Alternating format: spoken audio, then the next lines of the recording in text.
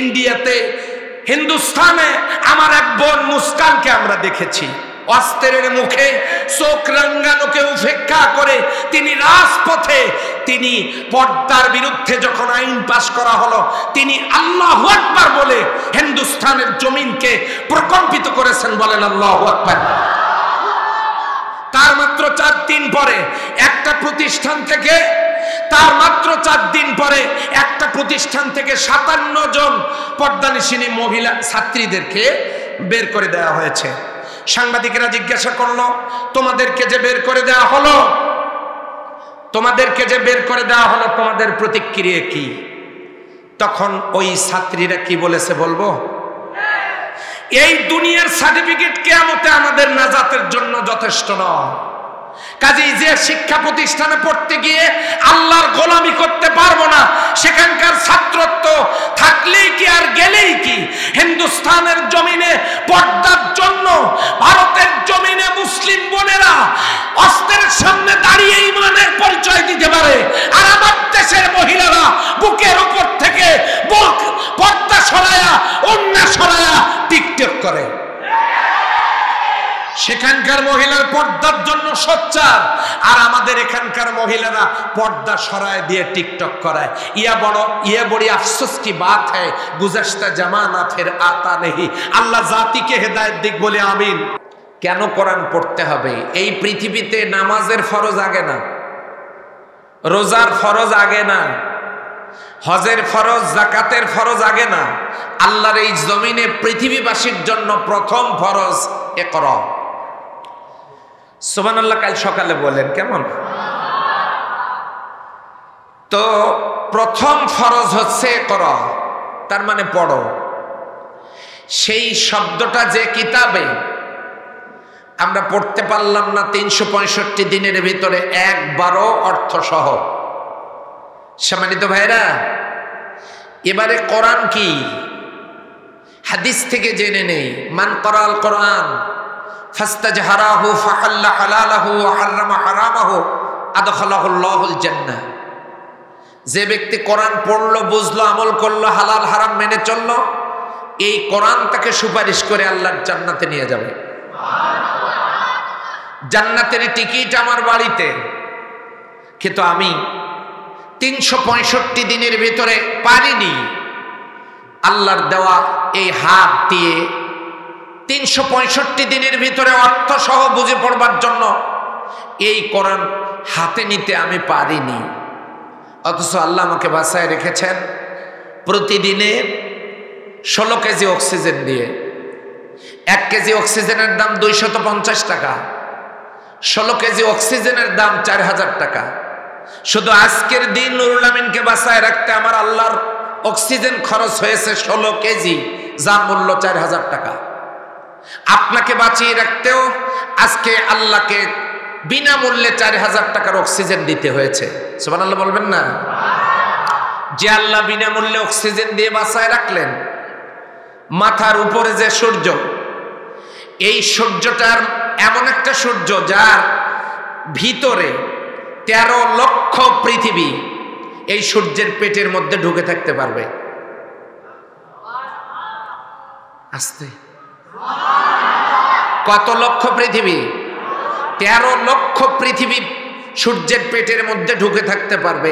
এই বিশাল সূর্য দৈনিক পিঠ দিয়ে, সূর্যের পিঠ দিয়ে গোটা পৃথিবীকে প্রতিদিন আলো এবং তাপ দিচ্ছে মাত্র 173 টন। আর এই সূর্যের 12টা মুখ, এই 12টা মুখ দিয়ে অন্যান্য পৃথিবীগুলোকে বুধ, শুক্র, মঙ্গল, বৃহস্পতি, ইউরেনাস, নেপচুন, প্লুটো, ভলকানেক্স, পিস্তুল স্টার, ইউনিভার্স, গ্যালাক্সি, মিল্কওয়ে, সৌরজগৎ, বিশ্বজগৎ, বিগ ব্যাং, গোটা বিশ্বময় ইউনিভার্স, এগুলোকে প্রতিদিন আলো এবং তাপ দিচ্ছে 30 লক্ষ টন। আমরা পাচ্ছি মাত্র 173 টন। অথচ একবারও কি চিন্তা করে দেখেছি এই সূর্য জ্বালাতে আল্লাহর বিদ্যুৎ খরচ কত? 1 সেকেন্ড সূর্য জ্বালাতে আমার আল্লাহ তাআলার বিদ্যুৎ খরচ হচ্ছে 30,000 কোটি ফরেনহাইট। সুবহানাল্লাহ বলবেন না? কোন ফেরেশতা তো কোনোদিন এই বিদ্যুতের বিল নিতে আসে নাই, সূর্যের তাপের বিল নিতে আসেনি, অক্সিজেনের বিল নিতে আসেনি। বিনামূল্যে অক্সিজেন, বিনামূল্যে সূর্যের তাপ, অসংখ্য নিয়ামত। ওয়াইন তাউদ্দু নি'মাতাল্লাহি লা তুহসুহা, যে নিয়ামত গনেও শেষ করতে পারবো না, এত নিয়ামত খেয়ে পরে আমরা বেঁচে আছি যে আল্লাহ আমাদেরকে বাঁচায় রেখেছেন। সেই আল্লাহর কিতাব যা আমরা পড়তে পারিনি 365 দিনের ভিতরে একদিনও অর্থ সহ। কষ্ট হচ্ছে আপনাদের? আওয়াজ দেন, কষ্ট হচ্ছে? এবারে জিজ্ঞাসা করতে চাই, বাংলাদেশে 4.5 লক্ষ মসজিদ, 4.5 লক্ষ মসজিদের 4.5 লক্ষ ইমাম, 4.5 লক্ষ মুয়াজ্জিন, 4.5 লক্ষ খতিব, মোট 13.5 লক্ষ মানুষ বাংলাদেশের এই 4.5 লক্ষ মসজিদগুলোর সাথে প্রতিনিয়ত প্রতি ওয়াক্তে সম্পৃক্ত।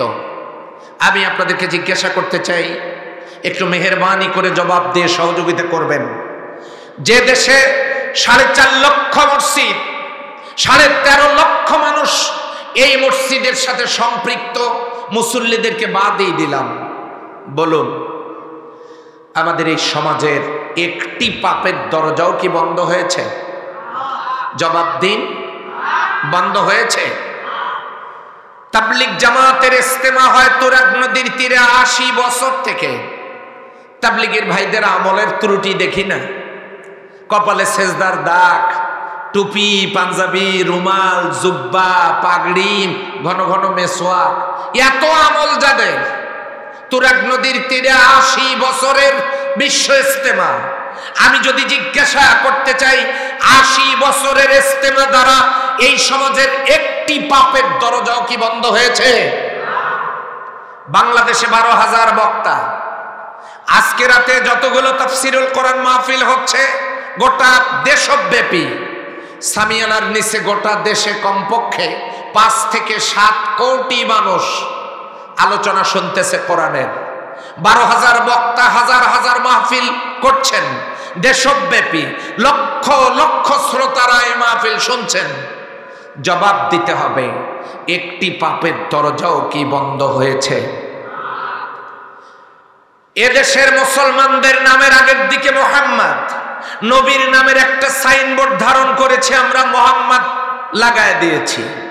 মহিলাদের নামের আগের দিকে মুসাম্মাদ, মোহাম্মদ আর মুসাম্মাদ, কোটি কোটি মানুষ যে দেশে নামাজির অভাব নাই, যে দেশে টুপিওয়ালা লোকের অভাব নাই, যে দেশে পাঞ্জাবি জুব্বাওয়ালা লোকের অভাব নাই, যে দেশে দাড়িওয়ালা লোকের অভাব নাই, যে দেশে হাজী সাহেবের অভাব নাই। জিজ্ঞাসা করতে চাই, এত মোহাম্মদ মুসাম্মাদ টুপি পাঞ্জাবি দাড়িওয়ালা লোক যে দেশে, সেই দেশে একটি পাপের দরজাও কি বন্ধ হয়েছে? তাহলে কেন হয়নি? What is the cause? কারণটা কি? কারণ একটা আছে। সেই কারণ হলো, এখান থেকে আমাদেরকে একটু পিছনের দিকে ফিরে যেতে হবে। আল্লাহর হাবিব জনাবে মুহাম্মদুর রাসূলুল্লাহ সাল্লাল্লাহু আলাইহি ওয়াসাল্লাম এই জমিনে আসার আগে জমিনটা ছিল জাহিলি যুগ। এমন কোন পাপাচার, অন্যায়, অবিচার সেই জামানায় ছিল না, যে জামানাটাকে আমরা জাহিলি যুগ হিসেবে মানি এবং জানি। জাহিলি যুগ হিসেবে জানি জীবন্ত কন্যা সন্তানকে কবরস্থ করা, মানুষ ক্রয় বিক্রয় করা, সুদ ঘুষ দুর্নীতি অশ্লীলতা বেহায়াপনা চুরি ডাকাতি ধর্ষণ জেনা বেবিচারি যে সমাজে ছিল, ওই সমাজটার নাম ছিল জাহিলি যুগ। আল্লাহর হাবিব সমাজ পরিবর্তন করা তিনি সমাজ পরিবর্তন করার পরিকল্পনা বাস্তবায়ন শুরু করলেন।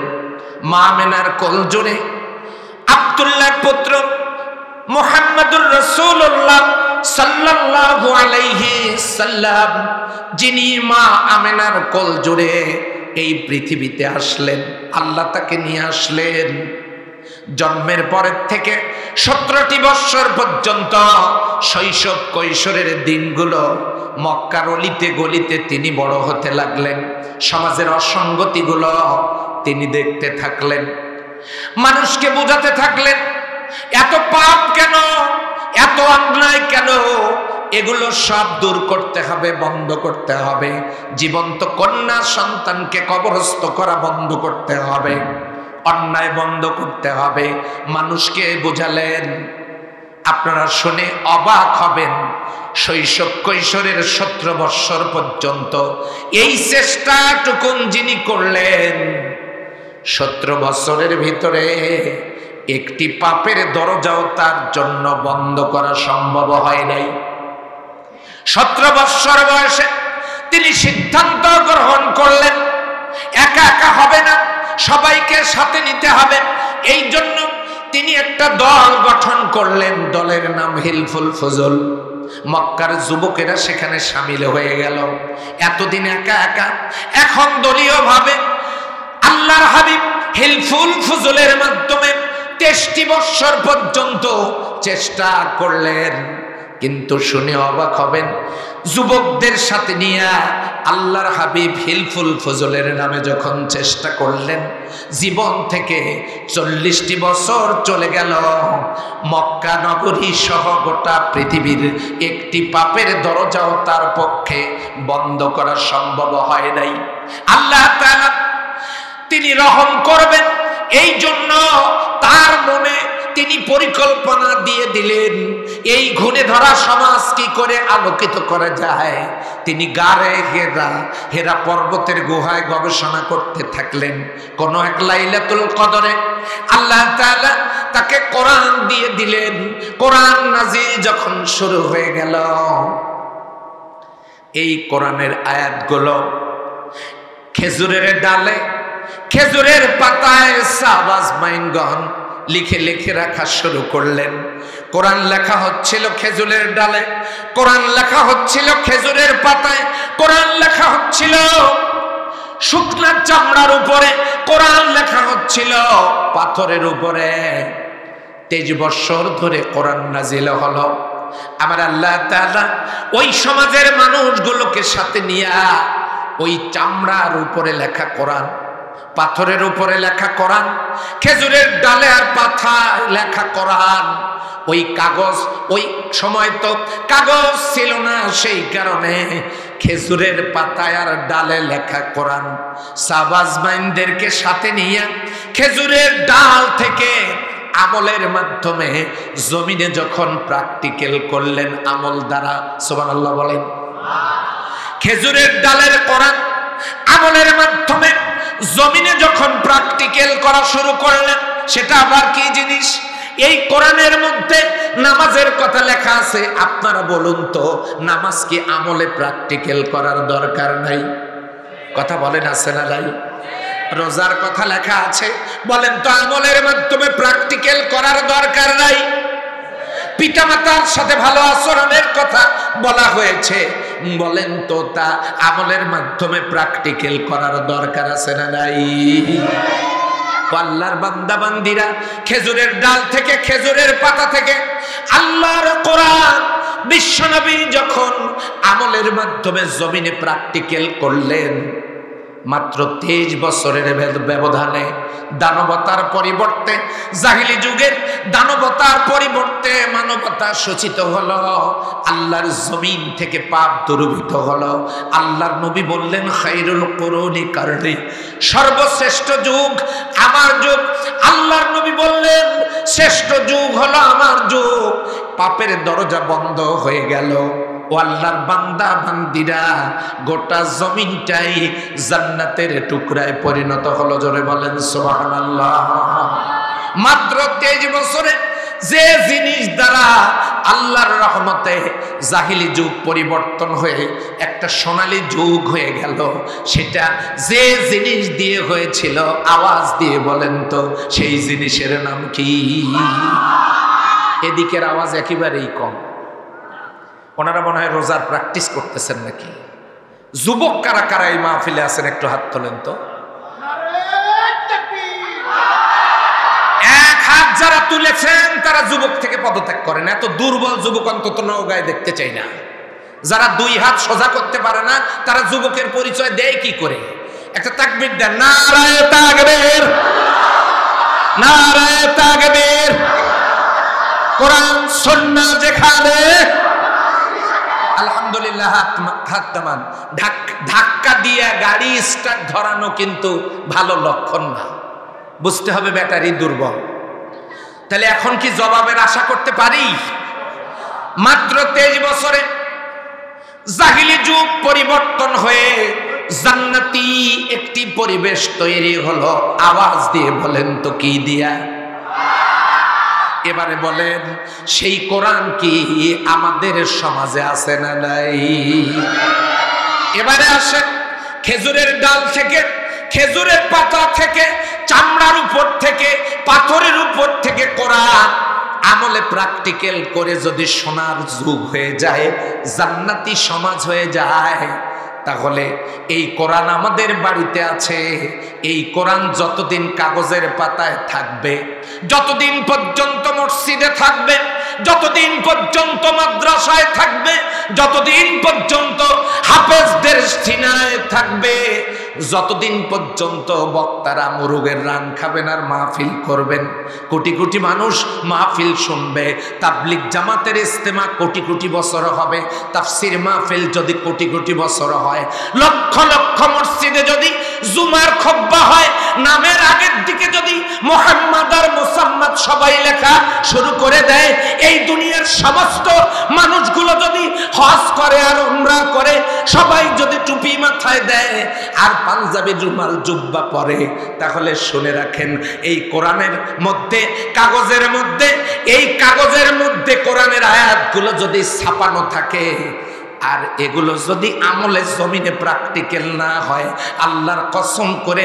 আমার প্রতিষ্ঠানের মাহফিলে বলে গেলাম, আল্লাহর কসম করে বলে গেলাম, কিয়ামত পর্যন্ত এই সমাজের একটি পাপের দরজাও বন্ধ হবে না, কেউ বন্ধ করতে পারবে না। কথা বলেন ঠিক কিনা? যার বাস্তব দৃষ্টান্ত, স্বাধীনতার 50 বছরে কত সরকার পরিবর্তন হয়েছে, কিন্তু কেউ বলতে পারবে না খাইরুল কুরুনি কারণে সর্বশ্রেষ্ঠ যুগ আমার যুগ। কেউই পারেননি একটি পাপের দরজা বন্ধ করতে। আমরা কি চাই কাগজে ছাপানো কোরআন আমলের মাধ্যমে জমিনে প্র্যাকটিক্যাল হোক? কিছু লোক বলেন নাই, সবাই বলবে না তো। আমলের মাধ্যমে প্র্যাকটিক্যাল হোক, এটা কি আমরা চাই? সবাই চায় না গো, সবাই চায় না। চায় না কারা? আমি কি তাদের ব্যাপারে বলবো? এটা কি? এইটা এই যে এই পাশে দেখেন, এগুলো কি গাছে? দেখেন নাই তো আপনারা? এগুলো কি? ফুল। গাছে কি এগুলো? আসলে কি এগুলো ফুল? দেখতে ফুল, ফুলের মতো, কিন্তু কি না। যারা বোঝেন তারা বলেন, দেখতে ফুলের মতো কিন্তু কি না। এই কাগজ আগামীকালকে ফটোস্ট্যাট মেশিনে দিবেন, দিয়ে এরকম আর একটা কাগজ বের হবে, দেখতে অরিজিনালের মতো কিন্তু কি না। আস্তে আস্তে বোঝা যাচ্ছে। ইউরিয়া সার দেখছেন জীবনে? ইউরিয়া সার দেখতে হোমিও বড়ির মতো কিন্তু কি না। আস্তে জবাব দেন, হোমিও ডাক্তারেরা মন খারাপ করতে পারে। ইউরিয়া সার দেখতে হোমিও ট্যাবলেটের মতো, কিন্তু এটা বড়ি না। একটা খাইলে সারবে আর একটা খাইলে সরবেন। সারবে কি? হোমিও খাইলে আল্লাহর রহমতে অসুখ ভালো হইতে পারে, আর ইউরিয়া সার খাইলে আপনি আর থাকবেন না। একটা খাইলে সারবে আর একটা খাইলে সরবেন। ইউরিয়া সার দেখতে হোমিও ট্যাবলেটের মতো, কিন্তু কি না, ট্যাবলেট না, হোমিও বড়ি না। এবারে আসেন, সমস্ত পাউডার গুলো দেখতে আটার মতো, কিন্তু পাউডার গুলো কি আটা? আটা না। তাহলে ইউরিয়া সার দেখতে যেমন হোমিও বড়ির মতো, হোমিও বড়ি না। এগুলো দেখতে যেমন ফুলের মতো, ফুল না। ফটোস্ট্যাট কপি যেমন দেখতে অরিজিনালের মতো, কিন্তু অরিজিনাল না। পাউডার গুলো দেখতে যেমন আটার মতো, আটা না। ঠিক তেমনি এই সমাজে এমন অনেক মানুষ আছে দেখতে মুসলমানের মতো, কিন্তু মুসলমান না, মুসলমান না, মুসলমান না। কথা বলেন ঠিক না বেঠিক? আমার ভাইরা,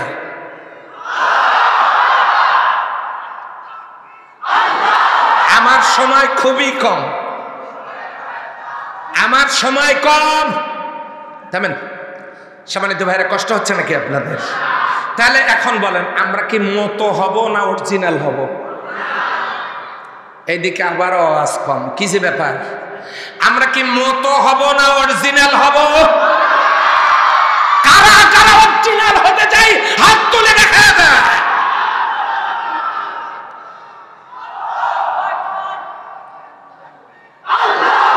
আলহামদুলিল্লাহ। তামাম যারা অরিজিনাল হতে চাই তাদেরকে নিয়ে আমার আজকের আলোচনা। আল্লাহ যেন কবুল করেন, বলেন আমিন। সেজন্য মহাগ্রন্থ আল কোরআনুল কারীমের সূরা ফাতির, এই সূরা থেকে একটি আয়াত তেলাওয়াত করেছি। শান মান ব্যাখ্যা বিস্তর আলোচনা করবার সুযোগ নেই। পঠিত আয়াতের অর্থ সহ সামান্য কথা বলতে চাই। আমার গা এমনিতে কাঁপতেছে, চতুর্দিকে আমার ওস্তাদেরা। ভুল হয়ে গেলে বড় বিপদ আছে। আর আমি তো হাফেজও না, তেলাওয়াতেও অনেক অসঙ্গতি, মাফ করে দিয়েন। আর শুনতে থাকেন, শেষ পর্যন্ত থাকবেন তো? হাত তোলেন তো, কারা কারা থাকবেন না? তাহলে আসুন সবাই মিলে আলোচনাটা শোনার আগে একটু মন থেকে পড়ে নেই। আউযু বিল্লাহি মিনাশ শাইতানির রাজীম। বিসমিল্লাহির রাহমানির রাহিম। বিতাড়িত মুরতাদ শয়তান থেকে আল্লাহর দরবারে আত্মরক্ষা করছি। দয়াময় আল্লাহর নামে শুরু করছি সূরা ফাতির। ফাতির শব্দের অর্থ বিদীর্ণ হওয়া, ফেটে যাওয়া, চূর্ণ বিচূর্ণ হয়ে যাওয়া। এই সূরার একটি আয়াত আমি আপনাদের সামনে তেলাওয়াত করেছি। আয়াতের নাম্বার 29। আওয়াজ দিয়ে বলেন আল্লাহু আকবার। কোন সূরার 29 নম্বর আয়াত? ফাতিরের। বাড়িতে গিয়ে দেখবেন, মজা লাগবে। আল্লাহ তাআলা মাত্র 3টে আমলের কথা বলেছেন, 3টে শর্ত দিয়েছেন, 3টে দিক নির্দেশনা দিয়েছেন। আমরা যদি পারি এগুলো, আমি নুরুল আমিন যদি পারি এগুলো আমার আমলি জিন্দেগিতে পরিণত করতে, আল্লাহ তাআলা বলেছেন তিজারাতান লান তাবুর, তাদের এই ব্যবসাটা কখনো ক্ষতিগ্রস্ত হবে না। জোরে বলেন সুবহানাল্লাহ। তাহলে আমরা কি এই 3টে শর্ত পূরণ করে আমরা আল্লাহর সাথে ব্যবসা করতে চাই? কি সবাই চাই তো ইনশাআল্লাহ? তাহলে আমরা একটু আলোচনার দিকে যাই। তাকদীরে যতটুকু সময় আছে এর ভিতরে শেষ করব ইনশাআল্লাহ। আল্লাহ রাব্বুল আলামিন বলেন, ইন্নাল্লাযীনা ইয়াতলুনা কিতাবাল্লাহ।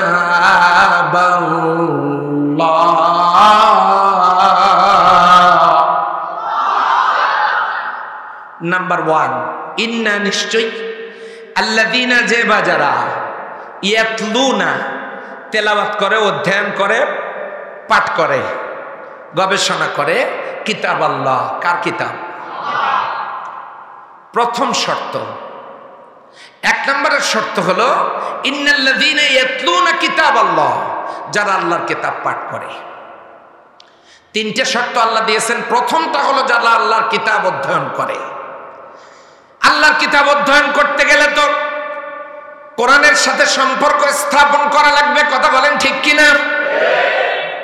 এখন আপনারা বলবেন, হুজুর এখন মনে হয় আপনি মাদ্রাসায় পড়ার কথা বলবেন।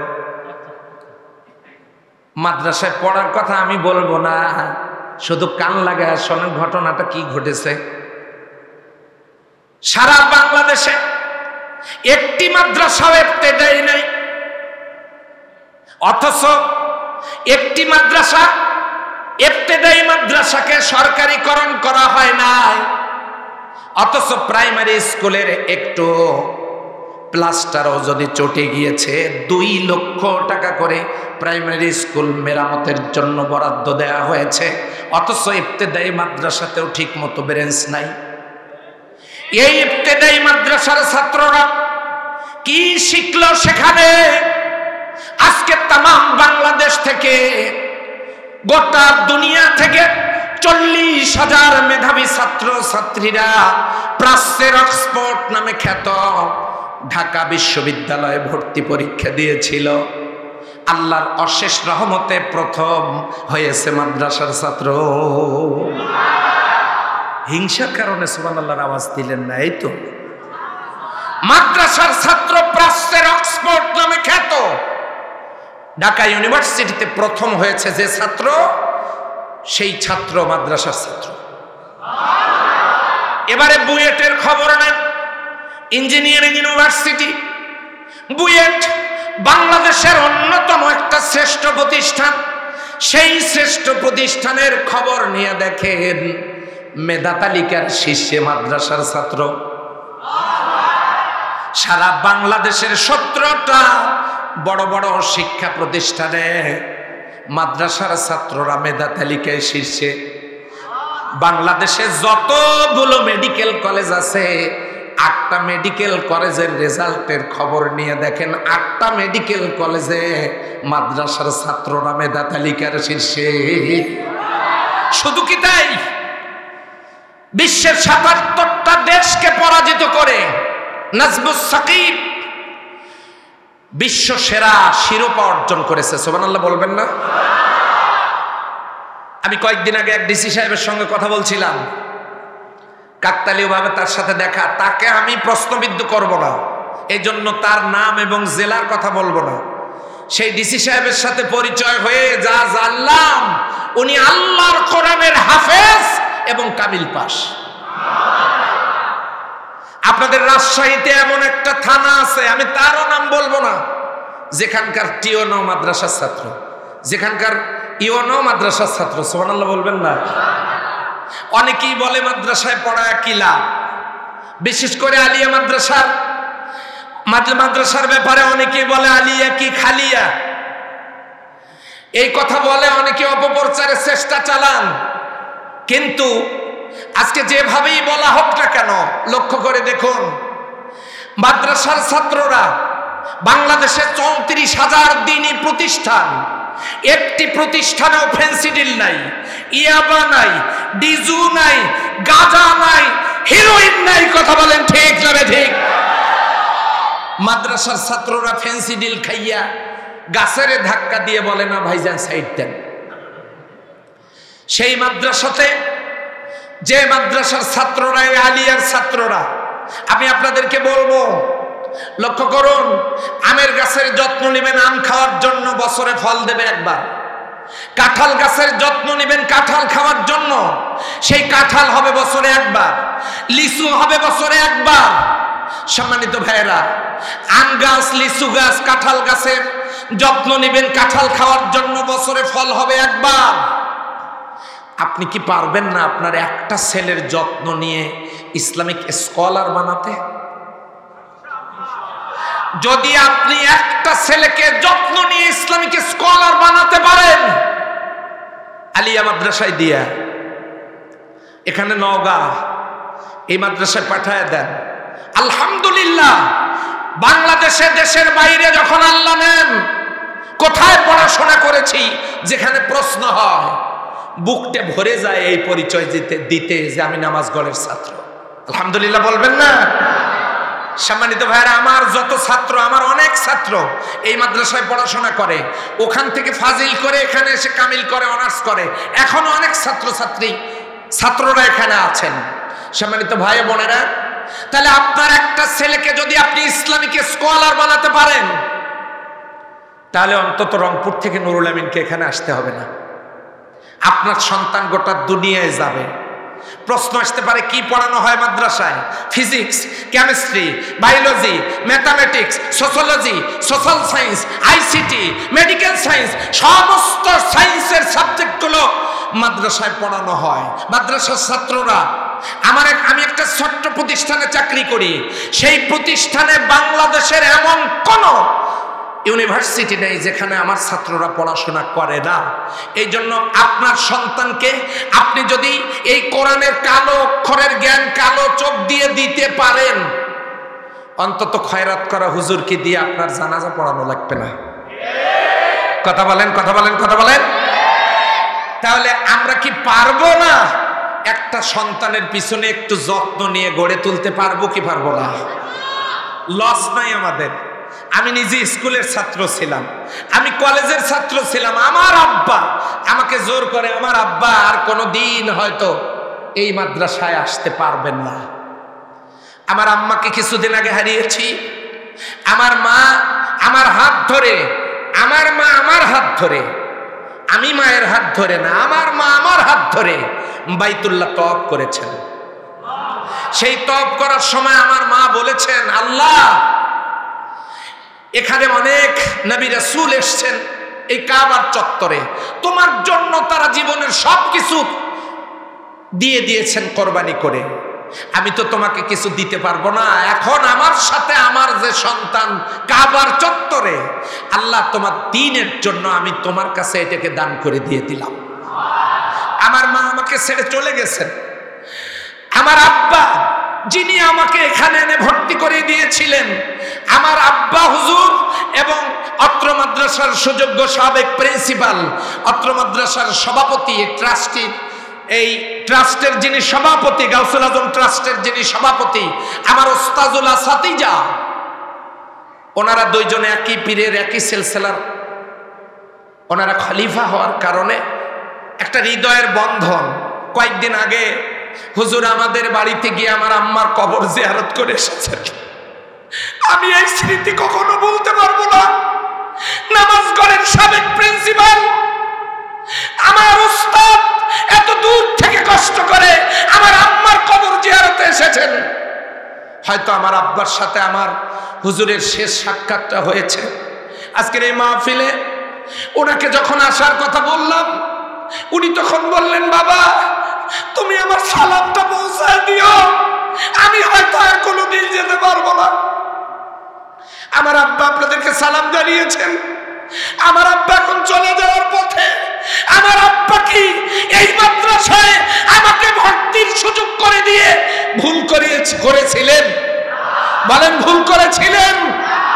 যদি তা না হয় তাহলে কেন পারবেন না আপনার একটা ছেলেকে ইসলামিক স্কলার বানাতে? আল্লাহ তাআলা বলছেন, ইন্নাল্লাযীনা ইয়াতলুনা কিতাবাল্লাহ,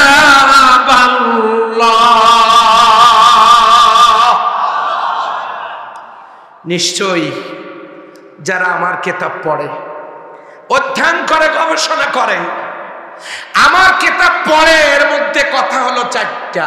জোরে বলেন কয়টা? আরেকবার বলতে হবে কয়টা? এক, কোরআন পড়া। দুই, কোরআন বোঝা। কোরআন পড়লে লাভ কি? খায়রুকুম মান তাআল্লামাল কোরআন ওয়া আল্লামাহ, যে ব্যক্তি কোরআন পড়ে শিখায় এরা উত্তম, এরা খায়ের, ভালো। সুবহানাল্লাহ। দুই, কোরআন বোঝা। বুঝবো কেন?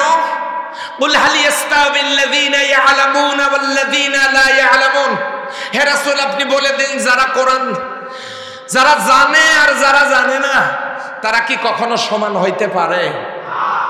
এই জন্য কোরআন বোঝা। তিন নম্বরে কোরআন মানা। মানতে হবে কেন? আফা গায়রা দীনিল্লাহি ইয়াবগুনা ওয়া লাহু আসলামা মান ফিস সামাওয়াতি ওয়াল আরদ তাওআম ওয়া কারহা। তোমরা আল্লাহর দ্বীন বাদ দিয়ে কোন দিকে যাও? লক্ষ্য করে দেখো না, আকাশ আর জমিনে যা কিছু আছে, ইচ্ছায় হোক আর অনিচ্ছায় হোক, গোলামি করছে কার? এই জন্য সবাই যদি আল্লাহর বিধান মানতে পারে, আমাদেরও মানার দরকার। আস্তে করে বলেন তো, আছে না নাই? এই জন্য তিন নাম্বার হলো মানা। চার নাম্বার শুধু মানা না, ওই কাগজ থেকে কোরআনের অক্ষরগুলো, আয়াতগুলোকে আমলের মাধ্যমে জমিনে প্র্যাকটিক্যাল করার নাম হলো কোরআন প্রকৃত অধ্যয়ন। কথা বলেন ঠিক না বেঠিক? এই চারটে জিনিস লুকিয়ে আছে ওই শব্দের ভিতরে, ইন্নাল্লাযীনা ইয়াতলুনা কিতাবাল্লাহ, যারা আল্লাহর কিতাব অধ্যয়ন করে। সুবহানাল্লাহ বলবেন না? আমরা পারবো তো ইনশাল্লাহ? পড়বো তো ইনশাল্লাহ? কত মজা যে লাগে, পড়ে দেখেন কত মজা লাগে, কত মজা লাগে। সম্মানিত ভাইরা, সূরা ফাতিহা পড়তে গিয়ে আপনারা পড়েন নাই ইহদিনাস সিরাতাল মুস্তাকিম? পড়েন নাই আপনারা? হ্যাঁ, কথা বোঝেন নাই আপনারা? আই রিপিট, আমি আবার বলি, এই এলাকার কোন লোকের নাম মনে করুন জসিমউদ্দিন। কি নাম? জসিমউদ্দিনের হয়েছে ডায়রিয়া। জসিমউদ্দিন নামের কেউ থাকলে মাইন্ড করবেন না। জসিমউদ্দিনের হয়েছে ডায়রিয়া। তার ছোট ভাই বেলালকে ডাক দিয়ে বলল, বেলাল তুমি যাও তো ওই চেয়ারম্যানের বাড়িতে ডাবের নারিকেলের গাছ আছে, ওখান থেকে ডাব নিয়ে আসো, আমার একটু উপকার হয়। বেলাল গিয়ে চেয়ারম্যান সাহেবকে বলছে যে চেয়ারম্যান সাহেব, আপনার কাছে তো অনেক ডাব আছে, মাশাআল্লাহ, আমার বড় ভাই জসিমের ডায়রিয়া, খুব অসুস্থ, যদি ডাব দিতেন। এবারে চেয়ারম্যান সাহেব বলছে, জনদরদি মানুষ, তিনি বলছেন যে আরে জসিমের ডায়রিয়া আছে, হ্যাঁ, তো জয়টা লাগে আপনি নিয়ে যান, জয়টা ডাব লাগে আপনি নিয়ে যান। এবারে বুঝে শুনে জবাব দেন তো, চেয়ারম্যান সাহেব কি ডাব দেওয়ার পক্ষে না বিপক্ষে? এদিকে আওয়াজ নাই। চেয়ারম্যান সাহেব কি ডাব দিবেন না দিবেন না? বেলালকে বলেছে জয়টা লাগে নিয়ে যান, আমি ব্যস্ত মানুষ চলে গেলাম। এবারে বেলাল করছে কি, গাছের নিচে কিছুক্ষণ দাঁড়ায় থেকে জসিমের কাছে গিয়ে বলতেছে, তোমার কপালে ডাবের পানি নাই। জসিম বলতেছে, কেন? চেয়ারম্যান ডাব দেয় নাই? দিলে কি হবে, তোমার কপালে ডাবের পানি নাই। বলছে যে তুমি যাও না, আমার খুব সমস্যা হচ্ছে, ডাব নিয়ে আসো। এবারে বেলাল ডাবের গাছের নিচে কিছুক্ষণ দাঁড়ায় থেকে জসিমকে গিয়ে বলছে, তোমার কপালে ডাবের পানি নাই। এইরকম একবার ডাবের গাছের নিচে, একবার জসিমের কাছে, দুইখানে আপ ডাউন করছে 48 বার। কয়বার? কিন্তু জসিম 5টা কাজ করে নাই। জোরে বলেন কয়টা? 1, ডাবের গাছে ওঠে নাই। 2, ডাব পাড়ে নাই। 3, সেই ডাব কাটে নাই। 4, ডাবের পানি বের করে নাই। 5, এটাও তো বোঝে না জনগণ, কি করে নাই? কাকে? জসিমকে খাওয়ায় নাই। কয়টা কাজ করে নাই?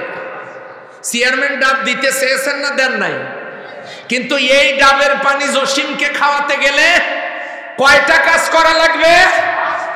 1 নম্বরে গাছে উঠতে হবে, 2 নম্বরে ডাব পাড়তে হবে, 3 নম্বরে ডাব কাটতে হবে, 4 নম্বরে পানি বের করতে হবে, 5 নম্বরে জসিমকে খাওয়াতে হবে, তবেই জসিমের ডায়রিয়া ভালো হবে।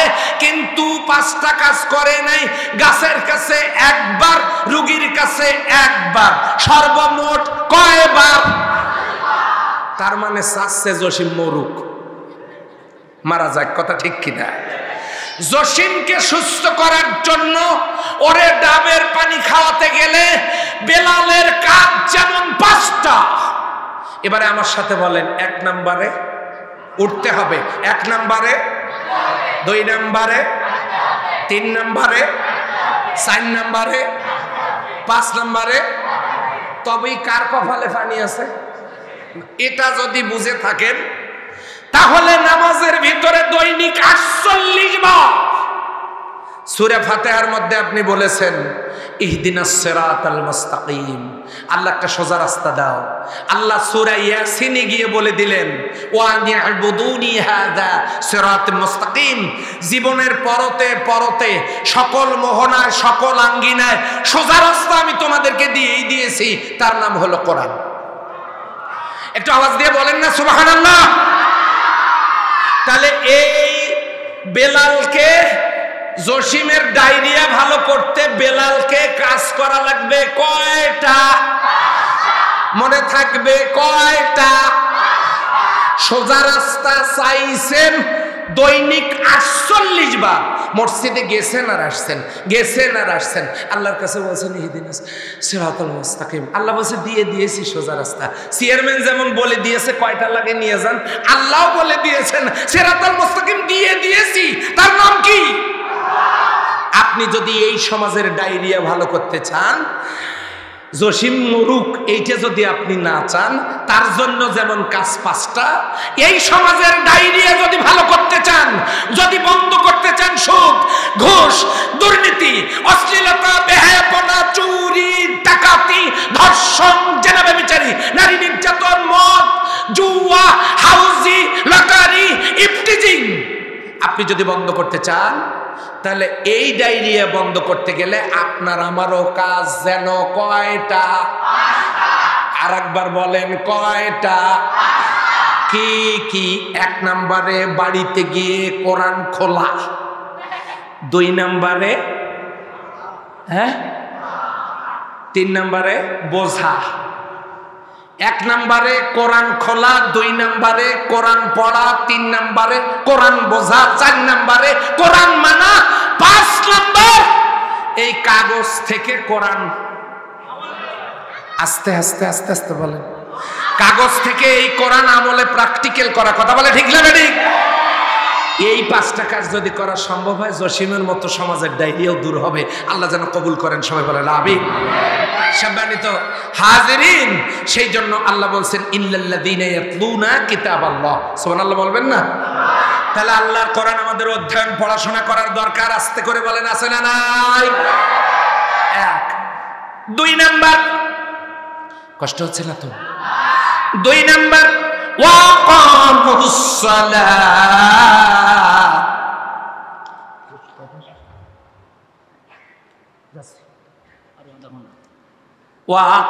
ওয়াকামুস সালাত। 2 নম্বরের কাজ হলো নামাজ কায়েম করা। আমরা নামাজ পড়ি, কিন্তু নামাজ কায়েম করতে গেলে হাতের দিকে তাকান, কয়টা বিষয় খেয়াল রাখতে হবে? কয়টা? 1, নামাজের মধ্যে যা বলি তার অর্থ নিজেই জানি না। কথা ঠিক কিনা? 2 নাম্বার পবিত্রতার অভাব। পবিত্রতা, দৈহিক পবিত্রতা অর্জন হয় 3টে জিনিস দ্বারা: ওযু, গোসল, তায়াম্মুম। অন্তরের পবিত্রতা অর্জন হয় হালাল খাবার দ্বারা। 1 নম্বরে নামাজের মধ্যে যা বলি তার অর্থ নিজেই জানি না।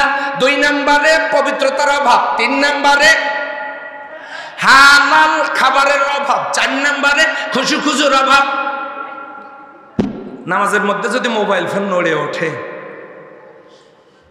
যার নড়ে ওঠে সে বলে মনে মনে, সেই মনে হয় দিয়েছে। কথা বলেন ঠিক কিনা?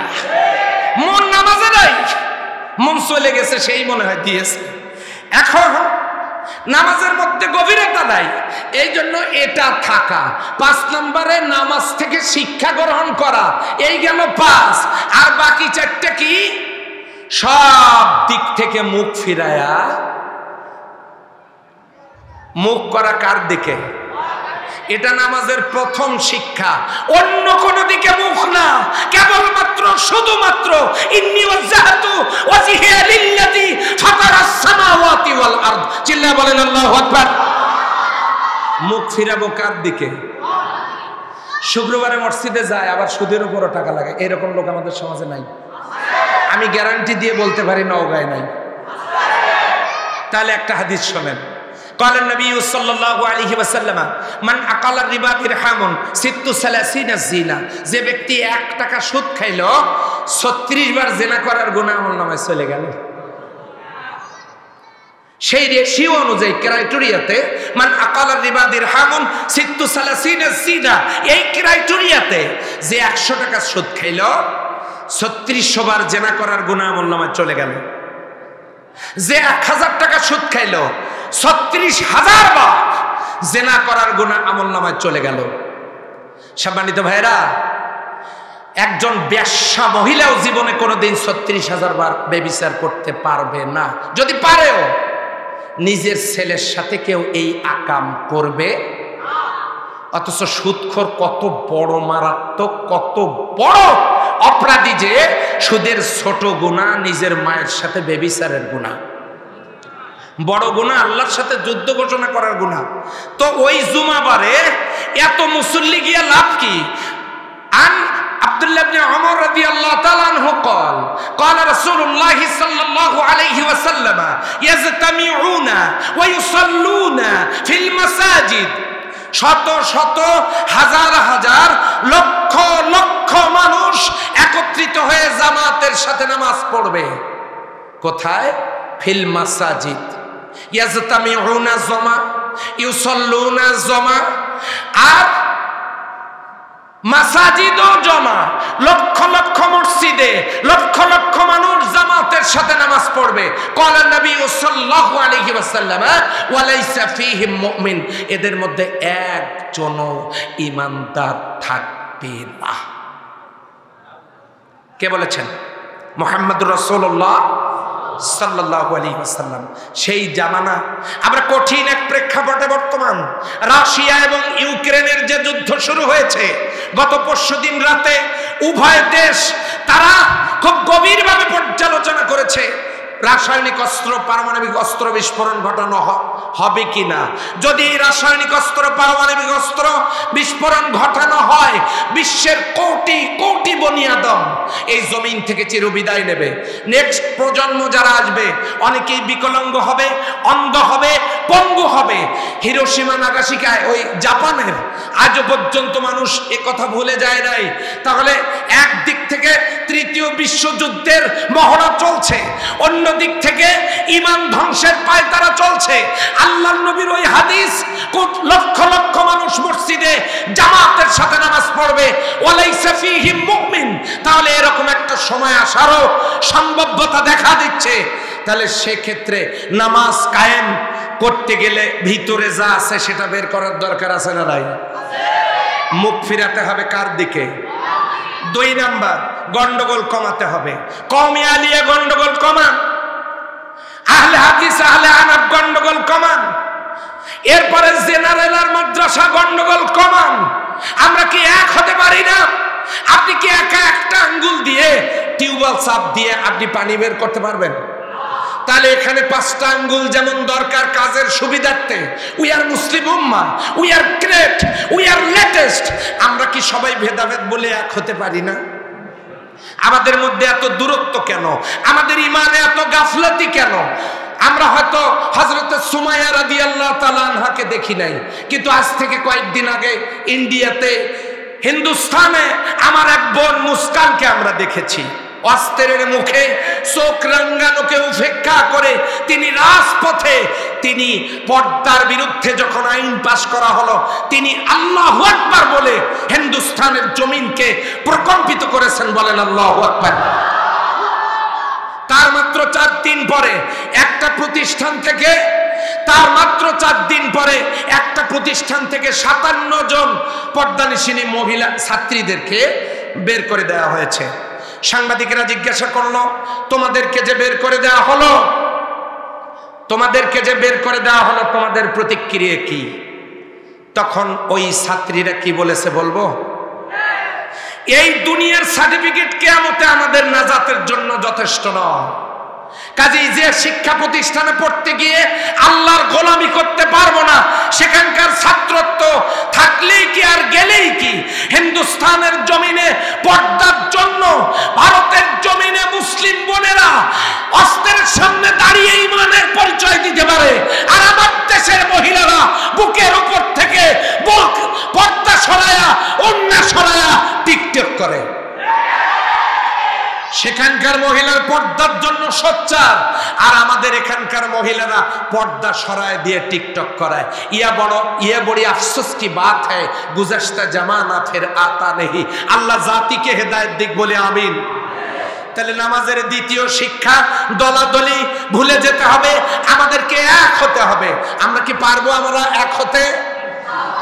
ফরজ নামাজের পরে কে দোয়া করলো আর করলো না এটা নিয়ে গন্ডগোল না, কে বুকে হাত বাঁধলো না তা নিয়ে গন্ডগোল না, কে মুনাজাত করলো গন্ডগোল না, কে তারাবি 8 বা 20 পড়লো, কোনো গন্ডগোল করব না। উই আর মুসলিম উম্মাহ, we are latest, we are great. আমরা সবাই এক হয়ে আল্লাহর গোলামি করার চেষ্টা করব। আল্লাহ যেন তৌফিক দেন, বলেন আমিন। নামাজের তৃতীয় শিক্ষা হলো ইমাম বানাতে হবে কয়জন? সেই ইমাম ভালো না মন্দ? তাহলে নামাজের ইমাম যদি ভালো হয়, তাহলে আমাদের যারা অভিভাবক তাদেরকেও ভালো নির্ধারণ করতে হবে আমাদের কি।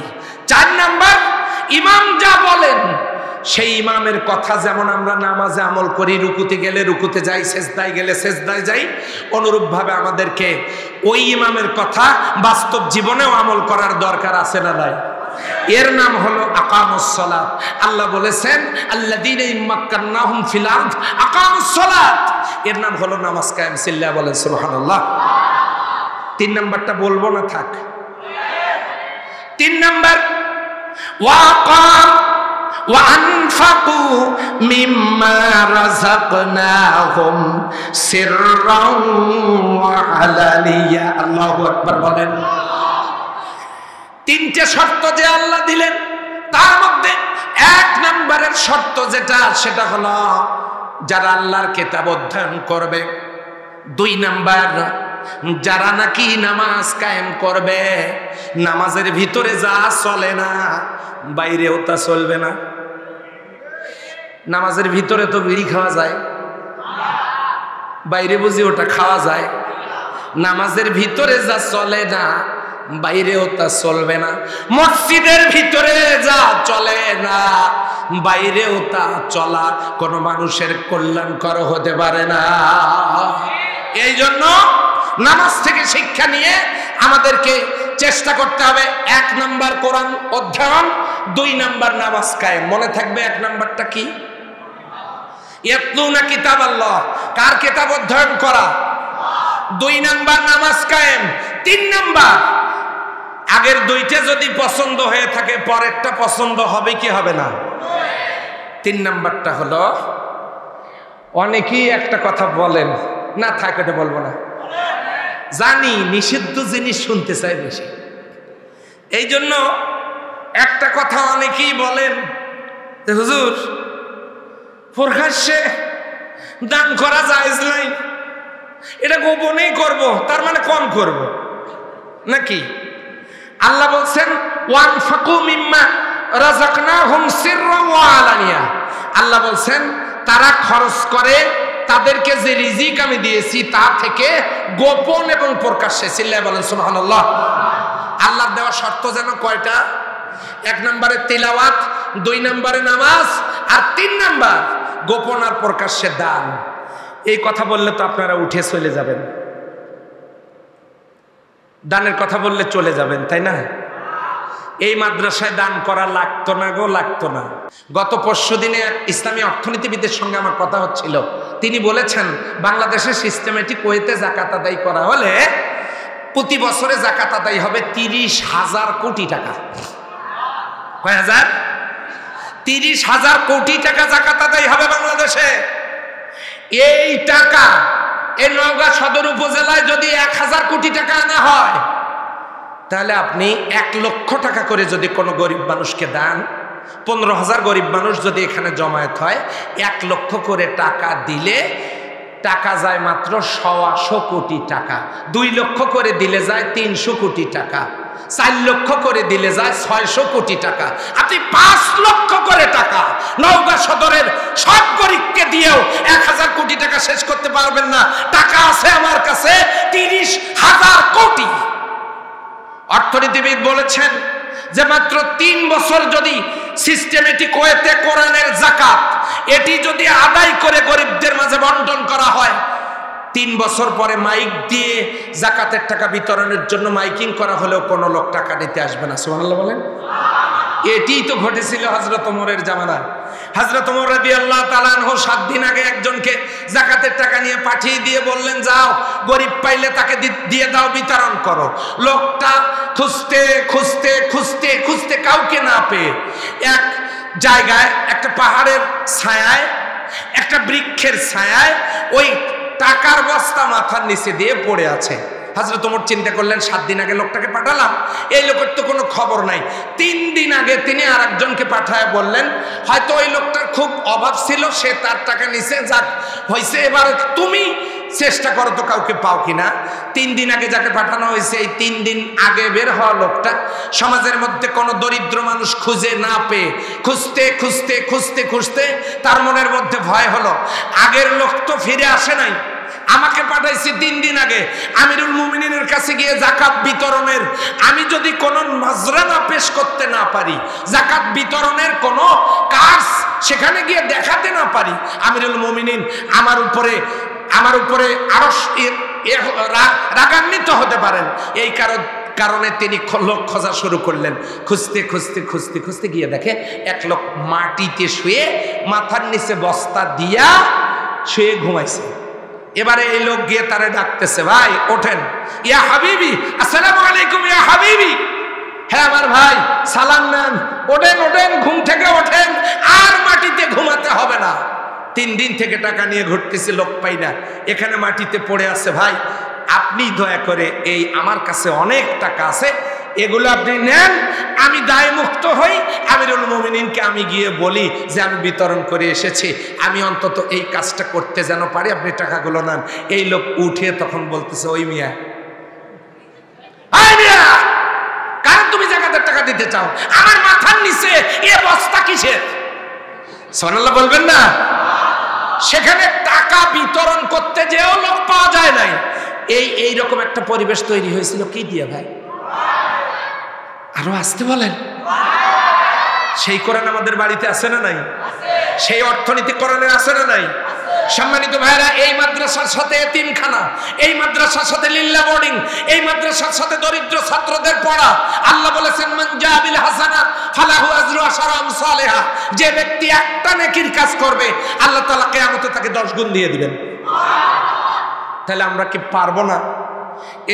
এই মাদ্রাসার জন্য এখানে অনেক শিল্পপতি, বড় লোক, ব্যবসায়ী আছেন, 50,000 টাকা দেওয়ার মতো আল্লাহর কোন বান্দা কি আছেন? একটু হাত তোলেন দেখি।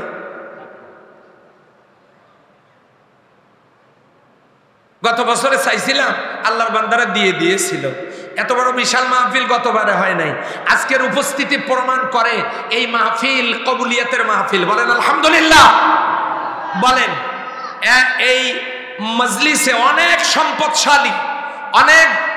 সম্পদশালী ব্যক্তি, ব্যবসায়ীরা এখানে আছেন।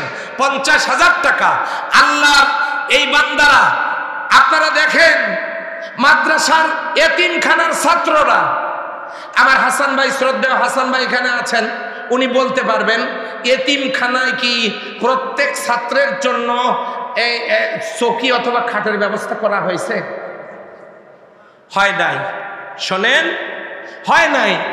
আপনার ছেলে, তার জন্য বক্স খাটের ব্যবস্থা, আর পৃথিবীর শ্রেষ্ঠ কালাম শিখতে এসে এতিম বাচ্চারা ফ্লোরে ঘুমাচ্ছে, তাদের কথা মনে করে কে আছেন গো? আল্লাহর এই দ্বীনি প্রতিষ্ঠানে 50,000 টাকা দেওয়ার মতো একটু দাঁড়িয়ে যান তো। গোপন আর প্রকাশ্য দুইটা দানই জায়েজ। একটু আল্লাহ তাআলা তৌফিক দেখ, আমি দোয়া করি। কে আছেন দাঁড়িয়ে যান, আমি 50,000 টাকা এই প্রতিষ্ঠানের জন্য দিব। সুধীজনেরা যারা বসে আছেন, আল্লাহ অনেক সম্পদশালী করবেন আপনাদেরকে, আমি দোয়া করে দেই। মুসাফির মানুষ এখানে অনেক ওলিয়ে কামেল বসে আছেন এবং অনেক আল্লাহর প্রিয় বান্দারা বসে আছেন। নিজেরা উঠবেন না, কাউকে উঠতে দিবেন না, মাহফিলের কোনো শৃঙ্খলা নষ্ট করবেন না। আমি অল্প সময় আপনাদেরকে একটু কষ্ট দিব, বিরক্ত মনে করবেন না। কে আছেন 50,000 টাকা দেওয়ার মতো? একটু হাত তোলেন না দয়া করে। আল্লাহ তোমার বান্দাদের দিলটা নরম করে দাও।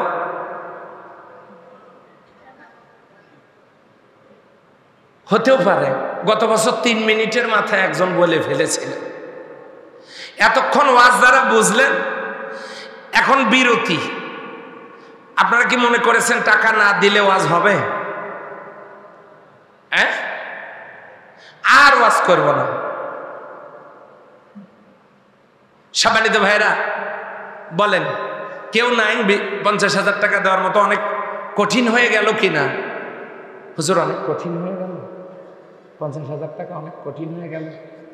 আমার তো ডানে বামে অনেককে আমি দেখতেছি 50,000 টাকা দেওয়ার মতো। দেখতেছি অনেক সম্পদের মালিকও এখানে বসে আছেন। আল্লাহ, একজনের মুখ থেকে, আল্লাহ তোমার দেওয়া মুখ থেকে, একজনের মুখ থেকে ঘোষণাটা বের করে দাও। আল্লাহ,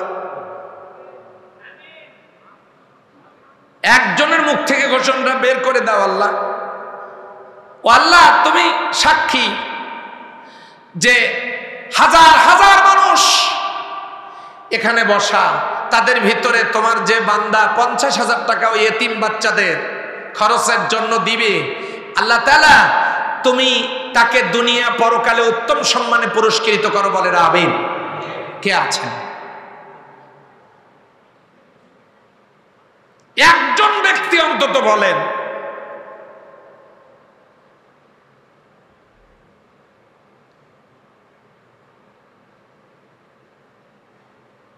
কেউ নাই? এখানে কি কেউ নেই? এখানে কি নেই বেলালের মতো কেউ? এখানে কি নেই হামজার মতো কেউ? এখানে কি নেই ওসমানের মতো কেউ? এই দুর্দিনে অভিযান চালাবার এখানে কি কেউ